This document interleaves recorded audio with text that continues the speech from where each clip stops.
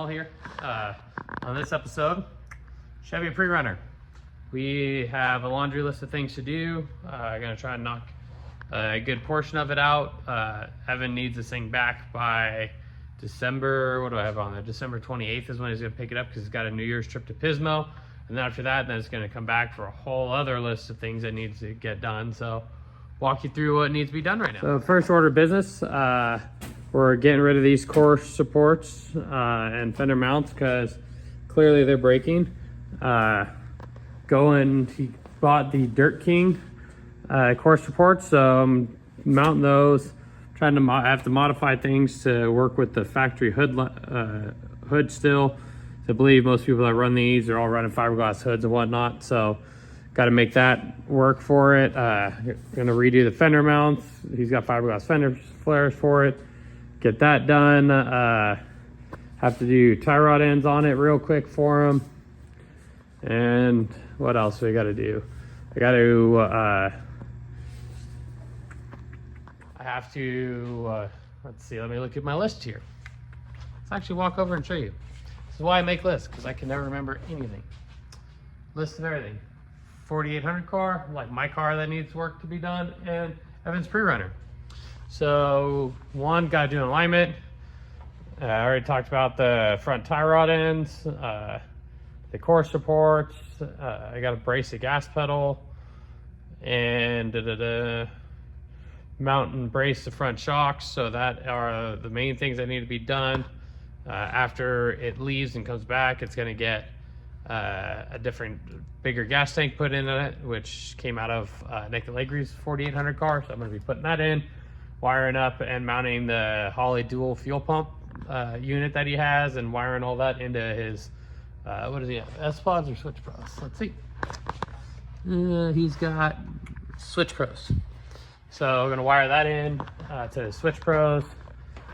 Right now the rear is a Y-Link, so it's got 4 mounts on the chassis, 2 down at the bottom of the axle tubes, and 1 single point at the top of the axle, and I'll show you that here in a little bit once I finish the list.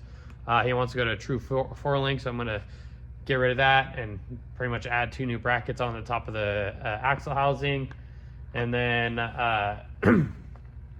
gotta fix a shock mount and then swap out the rear unit bearings because it's got trail gear unit bearings on it, and we're gonna upgrade them to Spiretrax unit bearings, some of the old ones that came off my 4500 car. So we're gonna put those on there and then that way don't have to worry about it, because trail gear ones tend to not last that long, and they're 1/2-inch studs. So the rear being 1/2-inch studs and his front axle being 5/8 studs kind of makes carrying spare tires a pain in the ass. So going to, like I said, upgrade the rear to 5/8 stud, 6 on 5.5 35 spline Spiretrax unit bearing that I have. And yeah, so let me walk over and I'll get you guys show you what I'm talking about with the Y-Link. As you can see, Y-Link. 2 points at the axle, or 2 points at the chassis, 1 at the axle. So essentially going to cut this off, do away with this Y-Link, and bring 2 link bars out, and essentially drop them right. Don't focus on my hand. Focus right, or whatever. It's going to mount 1 and 2 on the other side. This fuel cell here is going away. He's got this nice big fuel cell right there. Like I said, it came out of Nick Allegri's 4800 car, so that's essentially going to go in place of this. Probably going to be cutting those 2 tubes out, rotating and put them going the opposite direction, and try to sink the fuel cell in this whole rectangle, which it, in theory, he said should fit, but never know. Probably not going to fit. I'm going to have to do some crazy stuff to get it in there, but not 100% sure. Won't know until we get to that point. But yeah, that's what's going on. Keep adding to this video as I go, and yeah, like I said, just got started tonight. Pulled the fenders off, started mounting 1 core support and figuring out the bracing that needs to happen, because he's still got the factory overflow for the reservoir factory, or for the radiator. It's factory reservoir and overflow for it. Air filter box goes right in this portion too, so I need to figure out how to mount all that, and also want to brace all this into this so it's not just flopping around. Want to tie it into this nice core support that I have finally, and that this truck has. And just, yeah, I'm just gonna keep plugging along, and I'll keep adding to the video. And day 1, day 2 of working on this Prerunner. So today gonna finish up getting the passenger side core support done and tie in the air box mount and then the radiator reservoir, and I'll show you what I'm going to be doing. It'll be simple. Piece of plate, roll it here, 90-degree brake to grab this guy, essentially. Same thing here, 90-degree down, catch this, catch the bolt hole that holds this into place, and maybe drill for one more right there. And then I already opened this radius up here enough for this spring to come down for the hood mount. It's all a little tweaked, but it all will get straightened back out. And then this side will be done as far as getting all this stuff mounted. This side's gonna be a little more difficult because they have the brake masters attached to this, and this guy doesn't get used, so that will probably end up having to get cut off. And then all these are gonna have to get somehow mounted back onto that core support, as well as all this wiring and whatever else is going on here. All this wiring right here. I have to figure out something different for that. And not entirely sure what I'm gonna do. May just kind of hide it all back into it. Just cut the old core support off and then just bolt it back into place, because Evan just said to make it work. So he said it doesn't need to be pretty, but I'm gonna still try to make it pretty, just because I don't like leaving things half-assed. So we'll see. Yeah, there's a lot of extra wiring in here that probably doesn't need to be there, but I'll try to route it a little differently, clean it up, and just overall make it look a little bit nicer. So yeah, just gonna keep plugging away at it. All right, guys, it's a little brisk. It's about, like, I think 11 o'clock, 11:30. Calling it a night, but show you what I did and walk you through it. I got this side done, hood mount done. They all do that. Even when it was on the other one, it kind of flops around. Got that bracket in. There's a bracket here that supports all this. So now this whole side is dialed in.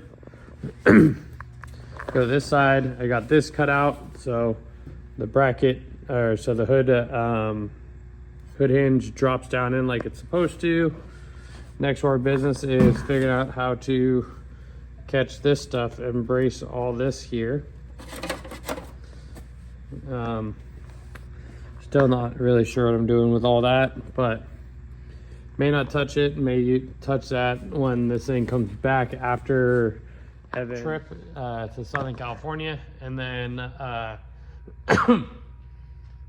yeah, he's going down to Pismo, so he's got to pick this thing up on the 28th. So I'm gonna try to get a bunch of stuff done now, and then whatever's left, I'll knock it out when he comes back before Hammers, because they're using this thing for pre-running the desert down at King of the Hammers. So I got to get this thing dialed in. I'll actually be going out to Hammers. I'm actually helping Nick Allegri and Evan Jesse both. Nick Allegri has his new Canfet 400 car, so going to be helping him in the pits. But I'm going to go down Friday morning. I'm going to take Friday off work and go Friday morning to Saturday, and then come home either Saturday night or Sunday morning, depends on how the race goes. Yeah, so I'll still be at Hammers, just be cruising around in my Dodge. It'll be myself and my buddy Art, same buddy who chased with me at the Virginia City Tonopah race for the UTV team that I helped out. But yeah, so be at Hammers, long ways out. It's gonna be weird not having my own car there, but got life's got to take priority at some point. Racing will always be there. So in the meantime, we'll walk over to my car and I'll show you what I've done on that thing. I have successfully put a car cover over it, and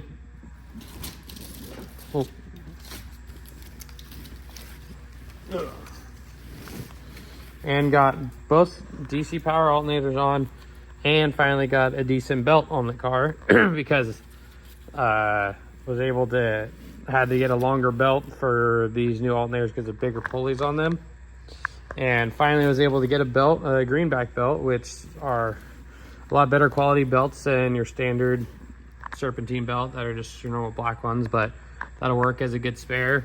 Then I ordered 3 more of these, so I'll have that one for obviously on the car, and then I'll have 2 that live in my pit truck or in the chase truck, and then 1 more that goes in the other pit box for whatever other truck ends up coming with me. We're gonna be hopefully beginning of the year trying to pay off some debt right now. Beginning of the year, I'll be buying a 4L80 from Maximum Transmission, and gonna have every badass part you could think of.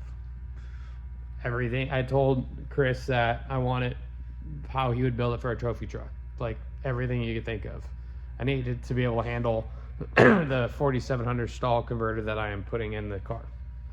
And yeah, we're gonna go full party mode on it. It's not gonna be cheap, but if I'm gonna buy a transmission, I want to buy one once and never have to do it again. So then once I get that transmission, then I'll do the swap and then take this transmission that's in the car, send it back to Chris, and have Chris go through this one, and then this will be my solid spare because this has good internals in it. Got 300M shafts in it. It's got Chris's valve body in it. Yeah, it'll make a solid spare. I have the 3500 stall converter that lives with this transmission. Just keep that, and then keep those 2 together, and that's just the spare setup for that for the car. I already have a spare rear or front diff. I need to build a spare rear diff. I have a Yukon case. I have a 40 spline spool, but it's for the 3.25 case, so it's a little thin, but it'll work as a good spare. And I'm just gonna buy a nice set of 9-inch gears, and because finding low pinion 583 10-inch gears right now is kind of non-existent. So eventually just going to yeah, build that, and then that'll be a solid spare, and then have drive lines. About the only thing left is getting axle shafts, so that'll be hopefully throughout next year I'll get those. And in the meantime, be also building my trail rig. And cool story about that, I am jamming up to Reading on the 21st of this month to pick up the transfer cases for it. Got a set of dual Toyota cases that, funny story, came out of my very original 89 extra cab that I had like 4 or 5 years ago. He actually bought the truck and then took the cases out of it and then sold the truck, and the case has been sitting on the shelf ever since.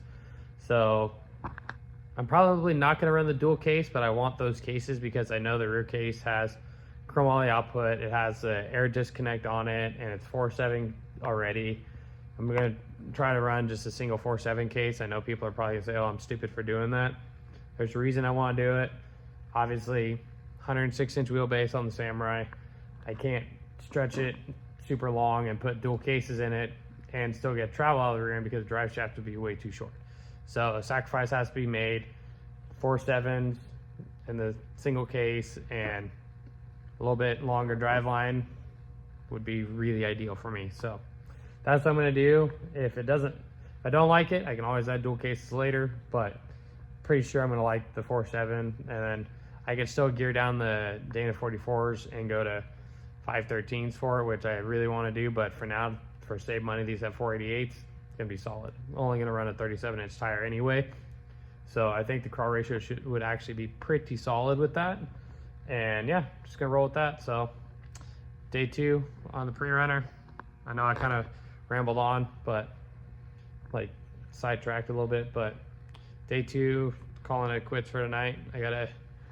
We'll work on it a bit tomorrow night too. Try to get the other side buttoned up and then get the hood mounted, and then I can start on fender fitting, but that probably won't happen until Sunday because Friday night my wife has a work Christmas party that we're going to, and then Saturday is another dinner that we're going to, and we're gonna go get a Christmas tree. So holidays aren't really my thing, but gotta do it when you have a wife and a kid. So like I said, day 2 done.